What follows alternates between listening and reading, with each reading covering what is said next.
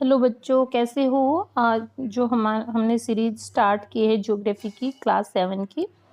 आज उसी सीरीज में आज हम स्टार्ट करने वाले हैं chapter 3, that is climate of India. Previous videos में हमने चैप्टर 1 और चैप्टर 2 को कवर किया है। आज की वीडियो में हम चैप्टर 3 को कवर करने वाले हैं। चैप्टर 3 जैसे नाम से ही पता चल रहा है, क्लाइमेट्स ऑफ इंडिया, तो इसमें क्लाइमेट्स के बारे में, seasons and the climate. Weather के बारे में हमने कल पढ़ लिया था। आज हम क्लाइमेट और सीजन्स के बारे में बात करेंगे। सीजन के बारे में भी ज़्यादा डिटेल में नहीं दिया है, क्योंकि ऑलरेडी हम प्रीवियस क्लासेस में सीजन के बारे में पढ़ते आए हैं। आज की क्लास को हम स्टार्ट करते हैं, बात करते हैं सीजन्स से। Most of the part of the world faces different seasons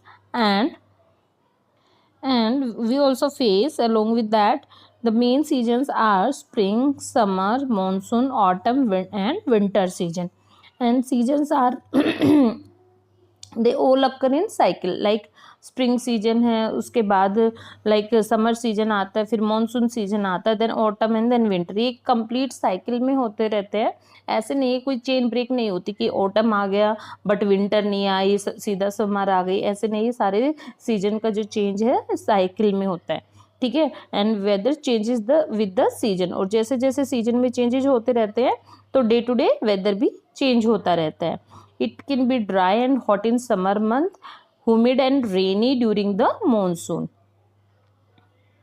हम अगर इंडिया की बात करें तो यहाँ पे spring, summer, autumn and winter के साथ साथ रेनी सीजन को भी हम कंसीडर करते हैं, क्योंकि ये एक स्पेसिफिक पीरियड है साल का जहाँ पर ज़्यादातर रेनफॉल होता है। ये पिक्चर दी गई है, इसमें डिफरेंट डिफरेंट ऋतुज यानी सीजन्स की पिक्चर दिखाई गई है। जैसे हम ट्रेडिशनली अगर एंशिएंट टाइम से देखें तो भी हमारे वेदास में भी सीजन्स को, ईयर को 6 सीजन्स और ऋतुज में डिवाइड किया गया है, जो कि कौन कौन से अगर हम बात करते हैं तो वसंत किसको बोलते हैं हम, स्प्रिंग सीजन को। ग्रीष्म यानी समर सीजन, वर्षा मीन्स रेनी सीजन, शरद मतलब ऑटम सीजन, हेमंत मतलब प्री विंटर, और शिशिर मतलब winter. Specific rituals and festivals associated with these 6 ritus and like Vasant Panchami और शरद पूर्णिमा।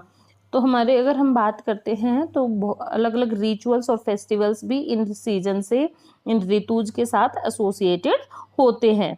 अब हम बात करते हैं अलग अलग सीजन में जो सीजन चेंज होते हैं उससे कैसे human beings, animal, even plants में भी हमें डिफरेंट डिफरेंट चेंजेस देखने को मिलते हैं। जैसे क्रॉप्स ग्रो करते हैं तो वो सीजन बेस होती हैं।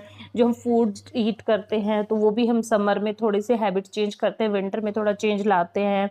क्लोथ्स जो पहनते हैं उनमें भी सीजन के अकॉर्डिंग चेंजेस लेके आते हैं। अगर हम बात करें प्लांट्स में भी, कुछ प्लांट होते हैं जो पर्टिकुलर सीजन में अपने शेड्स, जो लीव्स है उनको शेड डाउन करते हैं, और कुछ ऐसे प्लांट है जो किसी पर्टिकुलर सीजन में लाइक वसंत ऋतु, स्प्रिंग सीजन में ही ब्लूम होते हैं। तो इस तरह के डिफरेंट सीजन में जो चेंजेस होते हैं उनसे human lifestyle, even plants, animals, इनकी सबके पे भी हमें डिफरेंसेस और इफेक्ट देखने को मिलता है।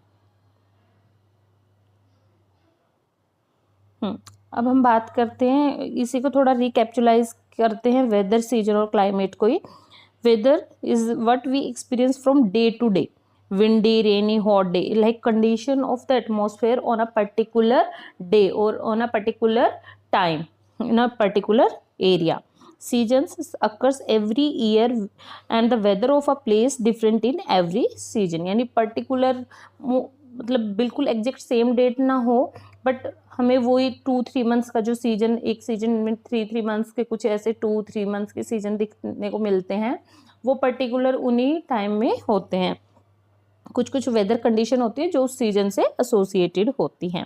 Climate, what is climate? Climate is long pattern in a particular region, यानी पर्टिकुलर एरिया में जो एक वेदर का फिनोमेना लॉन्ग टाइम तक होता है, और वो ऐसे डेकेड्स से हम ऑब्जर्वेशन कर रहे हैं कि 10, 20, 50 ईयर्स तक वो सेम रहता है।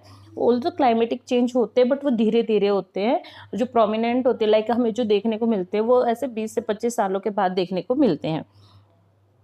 अब बात करते हैं, we will now survey the main types of climate found in the India. तो हमारा टॉपिक मेन यहीं से शुरू होता है। Types of climate that is found in India in the north the Himalaya mountain region. अब आप समझ ही गए हैं, कल भी हमने बात की थी नॉर्थ, जो फर्स्ट चैप्टर था हमने जियोग्राफी ऑफ इंडिया, उसमें भी हमने बात की थी जियोग्राफिकल फीचर्स में भी। जो हमारे नॉर्थ साइड में हिमालय माउंटेन है वहाँ पे क्लाइमेट कैसा रहता है, वहाँ पे एल्पाइन क्लाइमेट रहता है। एल्पाइन वर्ड क्या है, एक एल्प्स माउंटेन की, जैसे हिमालय माउंटेन रेंज है ऐसे ही एल्प्स एक माउंटेन रेंज है जो कि यूरोप में है, उसी से वर्ड आया एल्पाइन। एल्पाइन क्लाइमेट का मतलब होता है cold and snowy winter and cool summers. Like cold यहाँ पे जो क्लाइमेट है कोल्ड रहता है। Second is the lower in the Himalayas and in many hill areas the climate is often said to be temperate. Temperate we can say it moderate, like neither too hot nor too cold. जो lower Himalayas वाला area है, हमारा हिमाचल प्रदेश वाला जो area है, उसमें जो climate रहता है वो मॉडरेट रहता है। Summers are not too moderately cold and winters are moderately cold and the summers are not too much hot. Like जो हिल स्टेशंस हैं वहाँ पे पीपल इसलिए फ्रिक्वेंटली विजिट करते हैं समर्स में। वहाँ पे क्यों जाना पसंद करते हैं, क्योंकि वहाँ पे जो समर सीजन होता है बहुत ज़्यादा हॉट नहीं होता। इवन विंटर्स में भी वहाँ पे इतना ज़्यादा विंटर या इतना ज़्यादा कोल्ड सीजन नहीं होता है।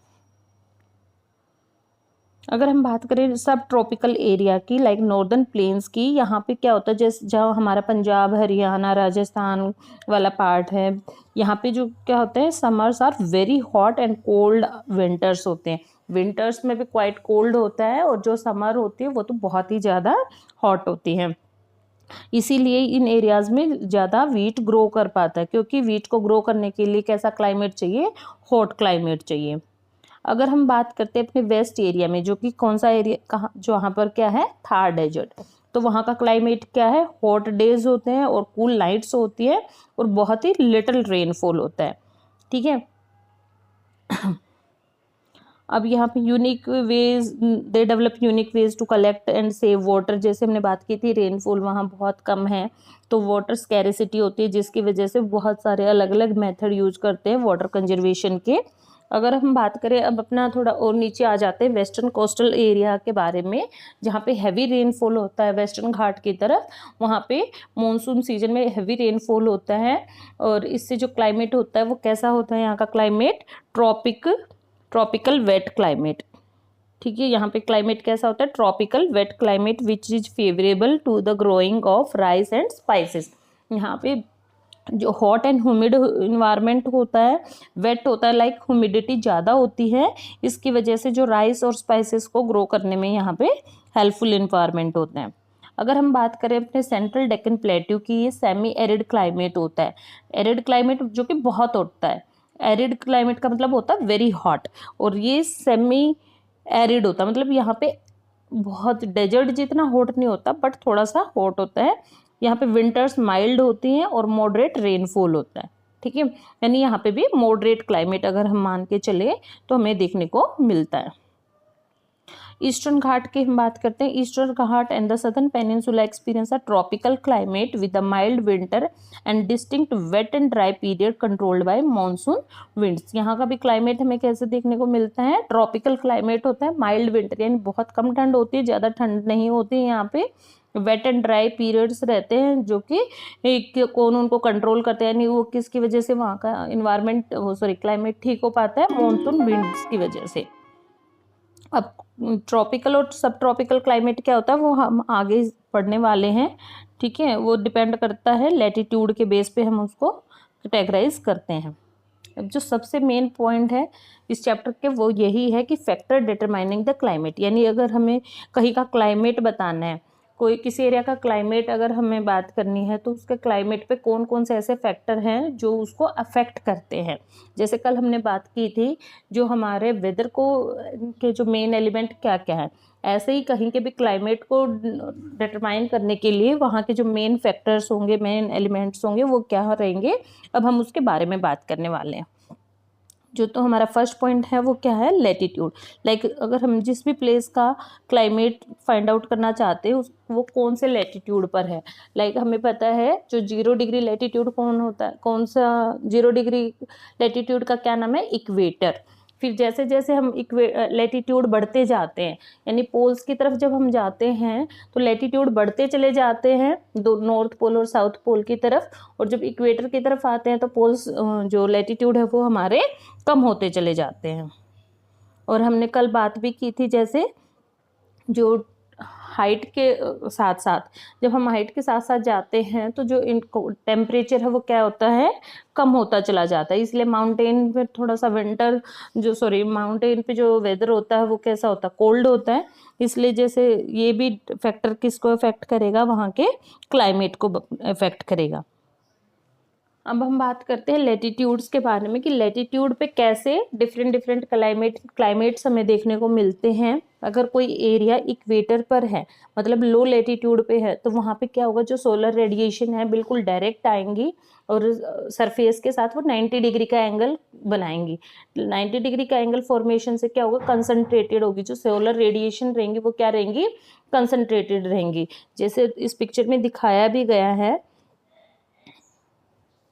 जो यहाँ पे एंगल बनता है वो 90 डिग्री का एंगल बनता है। जबकि ये वाला जो एंगल होता है ये स्लांटिंग रेज होती है, यहाँ पे एंगल कम बनता है, यहाँ पे एंगल कम होता है। इसकी वजह से जो कंसंट्रेशन है रेडिएशन की वो कम होती है, स्कैटर हो जाती है रेडिएशन। जबकि यहाँ पे बिल्कुल डायरेक्ट वो कंसंट्रेट करती है। अगर आप पिक्चर ध्यान से देखोगे तो यहाँ पे जो रेडिएशन आएंगी वो इतने एरिया में स्कैटर हो रही है, बट जो यहाँ वाली रेडिएशन है वो इतने एरिया में स्कैटर होती है।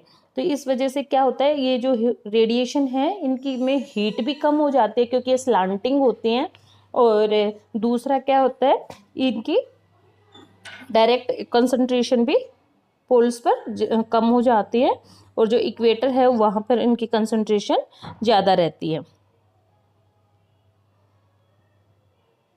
इस सारे पॉइंट पे यही बताया गया है इस पैराग्राफ में, जिसकी वजह से क्या होता है, region receive less heat and then the equatorial zone. We can see this in India too, Kanyakumari and the Nicobar island being. हाँ, ये एक इम्पॉर्टेंट पॉइंट है।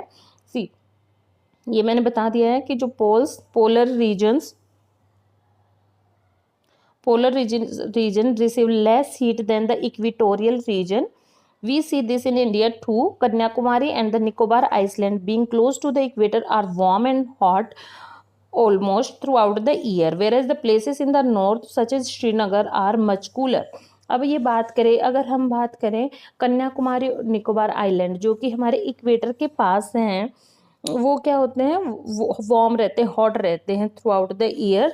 जबकि जो श्रीनगर है, हमारे नॉर्थ हिमालय वाला एरिया है, लेह लद्दाख का एरिया है, वो कैसा रहता है, काफ़ी कोल्ड रहता है। क्यों? क्योंकि यहाँ पे लेटीट्यूड का फर्क है। इक्वेटर के हम जितना पास रहेंगे, जितना लेटीट्यूड कम होगा उतना ही हॉट रहेगा वहाँ का क्लाइमेट। और जैसे जैसे हाइट बढ़ेगी वहाँ पे हम लेटीट्यूड अगर इंक्रीज होगा तो वहाँ पे क्लाइमेट भी कोल्ड होता चला जाएगा। अब हम बात करते हैं एल्टीट्यूड। एल्टीट्यूड मतलब हाइट, यानी कोई भी जिस भी प्लेस का अगर हम क्लाइमेट जानना चाहते हैं वो सी लेवल से कितनी हाइट पर है, ये भी डिपेंड करता है कि उसका क्लाइमेट कैसा होगा।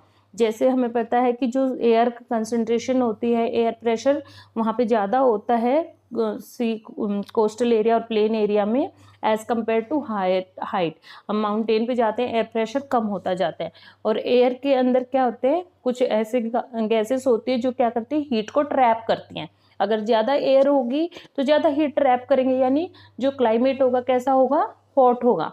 जबकि अगर माउंटेन वगैरह पे जाते हैं या फिर ज़्यादा हाइट वाले एरिया पे जाएंगे, वहाँ पे एयर की कंसंट्रेशन कम होगी। कम होने की वजह से वो कम हीट को ट्रैप करेंगे, इसकी वजह से वहाँ पे क्लाइमेट कम होगा। अब हम बात करते हैं, जैसे यहाँ पे कुछ एग्जाम्पल दिए गए हैं।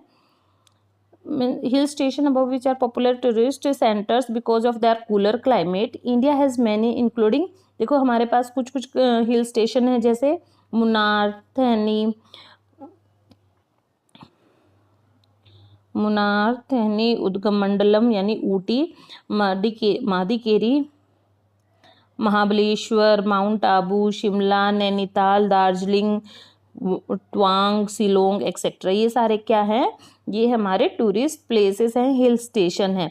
जैसे उदगम मंडलम जो है ऊटी का ही चेंज्ड नेम है।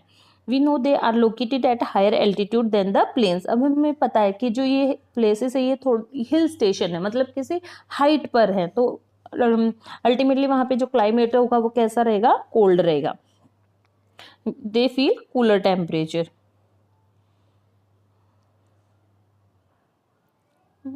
हाँ, अगर हम इसके बारे में ज़्यादा डिटेल में, जो मैंने आपको ये हीट एब्जॉर्प्शन वाला पॉइंट बताया, साइंस में और ज़्यादा एक्सप्लेन किया जाएगा। अगर हम सिंपली याद रखें तो ये पॉइंट को हम ध्यान रखेंगे, the temperature decrease with as the altitude increase. जैसे जैसे हाइट ज़्यादा होगी टेम्परेचर कम होता चला जाएगा। अभी जैसे कुछ ब्यूटीफुल पिक्चर दिखाई गई हैं, उदगम मंडलम की दिखाई गई है, दार्जिलिंग की, मुन्नार, शिमला, ये सारे हिल स्टेशंस के पिक्चर यहाँ पे दिखाई गई है। अब बात करते हैं जैसे atmospheric pressure and therefore of air density decrease, as ये मैंने आपको एक्सप्लेन किया है। अब बात करते हैं sun heats the surface of the earth so there from the surface less hot the air will be, the Himalayas are so high that may peak maintain a temperature below water freezing point keeping them covered with snow. हाँ, यहाँ पे snow covered है, तो इसलिए जो यहाँ का temperature रहता है वो फ्रीजिंग पॉइंट यानी 0 डिग्री से भी काफ़ी कम, कई बार कम हो जाता है। और जैसे जैसे अर्थ का सरफेस एरिया हीटअप होगा तो वहाँ का जो एयर है वो हॉट होती जाएगी, और वहाँ पे जो उसके ट्रैप जो सन की हीट है जैसे जैसे दूर जाएगी सरफेस एरिया से वो लेस हॉट होगी जो एयर। ऐसे जैसे मतलब जो एयर अर्थ के क्लोज होगी वो कैसी होगी, हॉट, ऊपर जाते जाते वो कैसी हो जाएगी, कोल्ड हो जाएगी। अब यहाँ पे लेट्स एक्सप्लोर में एक इम्पोर्टेंट पॉइंट है, ये समझना, उदगम मंडलम यानी ऊटी एंड कोयम्बतूर, ये दोनों hill station are almost at the same latitude, ये दोनों सेम ही लैटिट्यूड पर हैं। मगर अगर हम बात करें लाइक अगर जो है दोनों ही 23 डिग्री के आसपास जो भी लैटिट्यूड है उस पे आते हैं। The range of the summer temperature in Ooty is 10 to 25 degree Celsius, while that of Coimbatore is 25 to 38 degree. Why do you think there is a such difference in temperature between these two places? अब ये बात करते हैं जैसे ये दोनों ही places क्या हैं, इक्वल इक्वेटोर उस सॉरी लैटिट्यूड पर है, बट इन दोनों के जो टेम्परेचर में इतना ज़्यादा डिफरेंस है, क्यों? क्योंकि इन दोनों का एल्टीट्यूड अलग अलग है।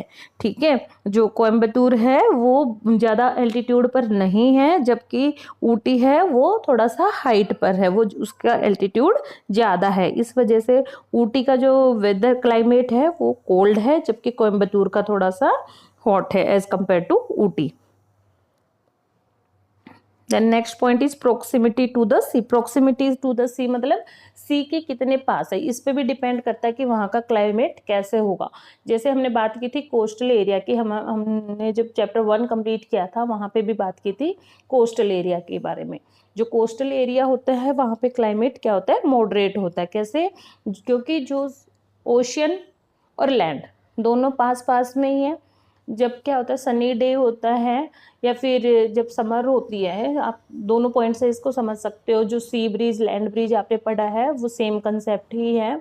जब डे टाइम में क्या होता है, लैंड जो सनलाइट है वो वाटर पे भी आ रही है और लैंड पर भी आ रही है, तो जो लैंड होती है उसकी कैपेसिटी क्या होती है, वो एकदम जल्दी से हॉट हो जाती है और जल्दी से कूल हो जाती है। जबकि जो वाटर होता है वो धीरे धीरे गर्म होता है, धीरे धीरे हॉट होता है और धीरे धीरे ही वो कूल डाउन होता है। जब डे टाइम में क्या होता है, जल्दी से लैंड गर्म हो जाएगी। हमें पता है जब भी लैंड गर्म होगी तो उसके ऊपर जो लैंड के ऊपर एयर है वो भी गर्म होगी, और जो गर्म हवा क्या करती है, ऊपर की तरफ उड़ जाती है, ऊपर चली जाती है, राइज अप हो जाती है। और कहीं पे भी जो एटमॉस्फेयर में वैक्यूम क्रिएट नहीं किया जा सकता, तो उस जो भी खाली जगह हुई यानी जो एयर गर्म हो गई थी ऊपर चली गई थी, उसको फिल करने के लिए साइड से कूल एयर उस स्पेस को ऑक्यूपाई करेगी। तो वो कूल एयर कहाँ से आएगी कि डे टाइम पे डे टाइम में लैंड के कंपैरिजन में जो ओशन वाटर है वो क्या है, कूलर है, ठीक है, क्योंकि वो तो कम स्पीड से गर्म हो रहा है। तो वहां से सी की तरफ से, ओशन की तरफ से एयर निकलती है और उस एरिया को फिल करती है, यानी जो एयर ब्लो कर रही है वो कहाँ की दर से आ रही है, ओशन की तरफ से आ रही है, ठीक है। तो लेकिन नाइट में कंडीशन क्या होती है, इसके अपोजिट हो जाती है। कैसे, जो ओशन होते हैं वो धीरे धीरे ठंडा हो रहे हैं, लेकिन लैंड है वो तो एकदम से जल्दी से ठंडा हो जाती है। तो जब नाइट के टाइम में क्या होगा, लैंड तो ठंडी हो चुकी होगी, बट जो पानी ओशन है वो अभी भी गर्म होगा, ठीक है। तो जो ओशन के ऊपर यानी जो वाटर लेवल है उसके ऊपर जो एयर होगी वो क्या होगी, राइज अप हो जाएगी, टेम्परेचर ज़्यादा होने की वजह से, गर्म होने की वजह से पानी के, और तो एयर किधर से ब्लो करना स्टार्ट करेगी, लैंड की तरफ से एयर ब्लो करेगी और उस स्पेस को ऑक्यूपाई कर देगी, ठीक है। तो इसलिए जो क्लाइमेट होता है ocean proximity of to the sea, यानी जो कोस्टल एरिया में क्लाइमेट होता है वो कैसा हो जाता है, मॉडरेट हो जाता है। यहाँ पे एक वर्ड यूज किया गया है, मैंने पढ़ा था उसको, कि जो ओशन है उनको क्लाइमेट कंट्रोलर भी बोला जाता है इस एरिया की। क्यों, क्योंकि वो उसके अकॉर्डिंग ही वहाँ के क्लाइमेट को, वहाँ के वेदर को कंट्रोल करते हैं। जैसे यहाँ पे एक एग्जांपल दिया गया है,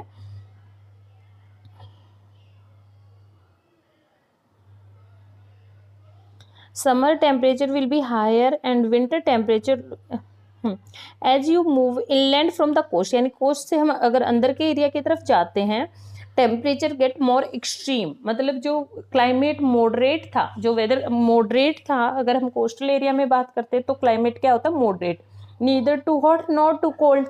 बट अगर हम उससे इनलैंड से अंदर की तरफ जाते हैं, यानी सिटी से अंदर की तरफ जाते हैं हम, डेक्कन प्लेटू की तरफ, तो हम क्या देखते हैं कि जो क्लाइमेट है वो कैसा हो जाता है, एक्सट्रीम, मतलब summers are extremely hot and winters are extremely cold, ठीक है। For instance Mumbai and Nagpur are located at same similar latitude. अगर हम बात करें नागपुर और मुंबई की, वो दोनों एक ही लैटिट्यूड पे हैं, but Mumbai being near the sea has cooler summer, लेकिन जो मुंबई है वो कहाँ पे है, कोस्टल एरिया में है, इसलिए जो मुंबई का क्लाइमेट कैसा रहता है, मॉडरेट रहता है, ठीक है। जबकि नागपुर है वो अवे फ्रॉम द कोस्ट है, इसलिए वहाँ का क्लाइमेट कैसा रहता है, एक्सट्रीम रहता है। जो समर होती है वो बहुत एक्सट्रीमली हॉट होती है, 45 डिग्री सेल्सियस से भी अबव चले जाती हैं, और विंटर्स वेरी कोल्ड रहती हैं। तो अगर हम इनके मैक्सिमम और मिनिमम में डिफरेंस देखें, यानी अगर टेम्परेचर की रेंज देखें, तो मुंबई में ओनली 14 डिग्री सेल्सियस है, जबकि नागपुर में 34 डिग्री सेल्सियस तक का डिफरेंसेस हमें देखने को मिल जाता है। नेक्स्ट हम बात करते हैं विंड्स के बारे में। विंड्स कैसे किसी भी क्लाइमेट को बताने के लिए विंड्स का क्या रोल है। Winds can move masses of warmer और कूलर एयर। विंड्स से क्या होता है, जो कूल एयर है या फिर हॉट एयर है, वार्म एयर है, वो मूव होती है। States like Punjab, Haryana, Rajasthan, Madhya Pradesh often receive winds blowing from the west. जो हमारे ये पंजाब हरियाणा वाला एरिया है, हमें जो विंड रिसीव होती हैं, जो हमारे यहाँ पे विंड ब्लो करती है, वो जनरली कौन सी साइड से आती है, वेस्ट साइड से। Having traveled over the deserts of Arabia to Afghanistan, they bring dry and hot air that causes severe heat waves in summer. अभी वेस्ट से आ रही है, जहाँ के हमारा थार डेजर्ट है, उससे आगे अरेब्स है, वहाँ के डेजर्ट हैं। तो जो अरेब से आते हैं अफगानिस्तान, अफगानिस्तान से इंडिया में एंट्री करती हैं। जो ये एयर होती है बहुत ही हॉट एंड ड्राई होती है, और इसकी वजह से यहाँ पे सीवियर हीट वेव्स आती हैं समर में, जिनको हम लू भी बोलते हैं। जबकि जब winter cold winds come across the Himalaya creep into the Himalayan foothills resulting in cold wave। जबकि हमारे पास विंटर्स में जो कोल्ड वेव्स आती है वो किधर से आती हैं, नॉर्थ की साइड से, हिमालय की साइड से आती हैं। तो जो विंड्स है वो भी यहाँ के क्लाइमेट को अफेक्ट करती हैं। अब एक और पॉइंट है कि जो विंड्स है वो सिर्फ जो विंड्स है वो सिर्फ टेम्परेचर को अफेक्ट नहीं करती, इवन हमारी जो क्लाइमेट है उसमें ह्यूमिडिटी यानी मॉइस्चर को भी इफेक्ट करती हैं, और वो जो मॉइस्चर से ही क्या होती है, एट लास्ट प्रेसिपिटेशन होती है। ठीक है, जैसे जो ड्राई विंड्स है वो वेस्ट की तरफ से आ रही है, नॉर्थ की वजह साइड से हमारे क्या आ रही है, कोल्ड विंड्स आ रही हैं। ठीक है, तो जब ये दोनों मिलते हैं तो उससे क्या होता है, रेनफॉल होता है और मॉनसून सीजन के लिए कंडीशन बनाते हैं। नेक्स्ट पॉइंट है जो फाइनली लास्ट पॉइंट है हमारा क्लाइमेट का, वो है टोपोग्राफी। टोपोग्राफी अगर हम बात करें क्या होता है, topography is the totality of the physical surface features of an area, यानी जितने भी फिजिकल फीचर दिखने के डिफरेंसेस हैं वो सब किस में काउंट होते हैं, हमारे टोपोग्राफी में। जैसे mountains, hills, valley, slopes, coast, ये सारे हम किसमें काउंट करते हैं, टोपोग्राफी में काउंट करते हैं। Topography of a region also play an important role in determining the climate. For example, Himalaya and Karakoram range protect to some extent the Indian subcontinent from the winds of cold deserts of central Asia. जो central Asia के अंदर cold desert है, वहाँ से जो cold climate है उसको prevent कौन करता है, हिमालय। उस पर थोड़ा चेक बना के रखता है, अगर वहाँ पे प्लेन हो तो बहुत ज़्यादा यहाँ का जो टेम्परेचर है वो भी क्या होगा, बहुत ही ज़्यादा कम हो जाएगा। The nearly flat topography of the Thar Desert, on the other hand, has nothing to protect it from hot and dry winds in the next। जैसे हमारे जो वेस्ट में थार डेजर्ट है वहाँ पे कोई ऐसा बैरियर नहीं है। यहाँ नॉर्थ में तो हमारे पास हिमालय माउंटेन है जिसकी बहुत हाइट है, तो वो जो स्ट्रॉन्ग विंड्स को वहीं पे रोक देता है, जिसकी वजह से एक्सट्रीम कोल्ड नहीं हो पाती है। बट वेस्ट साइड से हमारे पास कोई ऐसा बैरियर नहीं है, तो जो अरब से अफगानिस्तान के थ्रू हॉट विंड्स आती है वो सीधा आ जाती हैं वेस्टर्न घाट। तो इस वजह से वो क्या है, टोपोग्राफी है जो वो भी हमारे क्लाइमेट को डिटरमाइन करने में हेल्पफुल होती है, उसको चेक करने में हेल्पफुल होती है। अगर हम बात नेक्स्ट सेक्शन में हम बात करेंगे western Ghat in the India south west monsoon.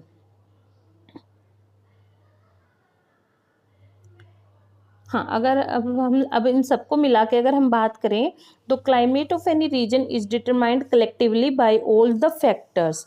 जो इस जितने भी सारे भी फैक्टर्स हैं इनको मिला के हम क्या बताते हैं, किसी भी एरिया का, any region, climate of any region, यानी किसी भी एरिया का क्लाइमेट डिटरमाइन कर सकते हैं।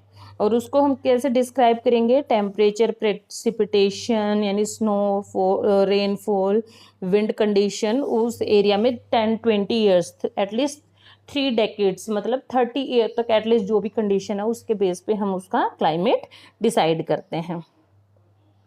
अब एक और पॉइंट आता है माइक्रो क्लाइमेट के बारे में, ये मैं आपको ओरली बता देती हूँ। माइक्रो क्लाइमेट क्या होता है, किसी पर्टिकुलर एरिया का क्लाइमेट, लाइक जो अगर हम इंडिया के नॉर्थ वाले पार्ट में बोले, नॉर्दर्न माउंटेन्स की अगर बात करें, वहाँ का एक क्लाइमेट है।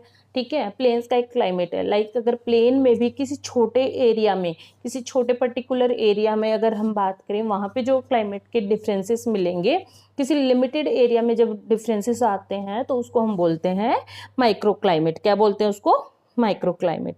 जैसे अरावली हिल्स पे थोड़ा सा, वैसे तो वो हमारे नॉर्थ माउंटेन के फुट हिल्स हैं, ठीक है, तो ओवरऑल हर जगह क्लाइमेट सेम काउंट होगा, बट जो पर्टिकुलर जहाँ पे हिल्स होंगी तो वहाँ पे वैलीज होंगी, हिल्स होंगी, वहाँ का क्लाइमेट डिफरेंट हो जाएगा।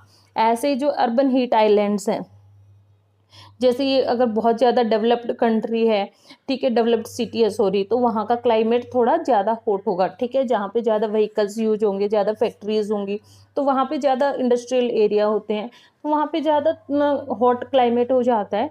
तो ये जो थोड़े थोड़े लिमिटेड एरिया में वहाँ की चेंजेस की वजह से जो भी क्लाइमेट में चेंज आता है उसको बोलते हैं माइक्रो क्लाइमेट, उसको बोलते हैं माइक्रो क्लाइमेट।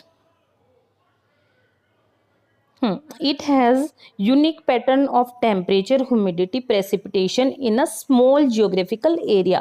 यही डिफरेंस है। अगर हम किसी बड़े जियोग्राफिकल एरिया के बारे में बात करते हैं तो सिंपली क्लाइमेट होता है, बट हम उस बड़े एरिया के अंदर किसी छोटे एरिया के बारे में बात करते हैं, उसमें जो भी चेंजेस होते हैं, पैटर्न होते हैं टेम्परेचर का, ह्यूमिडिटी, प्रेसिपिटेशन का, उसको हम बोलते हैं माइक्रो क्लाइमेट।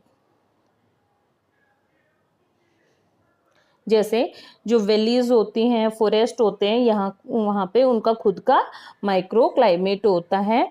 और अर्बन हीट आइलैंड्स जो होते हैं, वहाँ पे भी जो बड़ी सिटीज़ हैं जहाँ पे ज़्यादा बिल्डिंग्स होती हैं, ज़्यादा कंक्रीट स्ट्रक्चर्स होते हैं और बहुत ही कम वेजिटेशन मतलब प्लांट्स होते हैं, तो वहाँ के जो हीट ट्रैप करने की चीज़ें ज़्यादा होती हैं, हीट को एब्जॉर्ब कर लेती हैं, और जिसकी वजह से वहाँ का क्लाइमेट ज़्यादा हॉट हो जाता है। तो इसलिए उस पर्टिकुलर एरिया के क्लाइमेट को हम बोलते हैं माइक्रो क्लाइमेट। और माइक्रो क्लाइमेट भी हमारे लोकल फ्लोरा, फोना, क्रॉप्स ग्रोन और ह्यूमन हेल्थ पर इफेक्ट कोज करता है। इस वीडियो में इतना ही। अब हम आगे का पार्ट नेक्स्ट वीडियो में कवर करने वाले हैं। ठीक है, आज हमने बात की है कौन कौन से फैक्टर हैं जो क्लाइमेट को डिटरमाइन करते हैं, किन किन फैक्टर्स, कौन कौन से फैक्टर हैं जो क्लाइमेट को अफेक्ट करते हैं। उसमें हमने सबसे पहले पढ़ा है, फर्स्ट पॉइंट हमने क्या पढ़ा था, लेटीट्यूड, कौन से लेटीट्यूड पे वो एरिया है। फिर हमने पढ़ा था एल्टीट्यूड, उस पर्टिकुलर प्लेस की हाइट क्या है। फिर हमने पढ़ा था प्रोक्सिमिटी टू सी, यानी वो ओशन के कितना दूर या पास है। ठीक है, फिर हमने पढ़ा था विंड्स, उस एरिया में किस तरह की विंड्स ब्लो करती हैं, किधर से, वेस्ट साइड से, ईस्ट साइड से। और फिर हमने फिफ्थ पॉइंट पढ़ा था टोपोग्राफी, यानी पर्टिकुलर उस एरिया का स्ट्रक्चर क्या है, फिजिकल फीचर्स क्या हैं। ये सारे पॉइंट क्या करते हैं, ये सारे पॉइंट वो हैं जो क्लाइमेट को अफेक्ट करते हैं। इस वीडियो में आज हम इतना ही करेंगे, बाकी का हम करते हैं नेक्स्ट वीडियो में।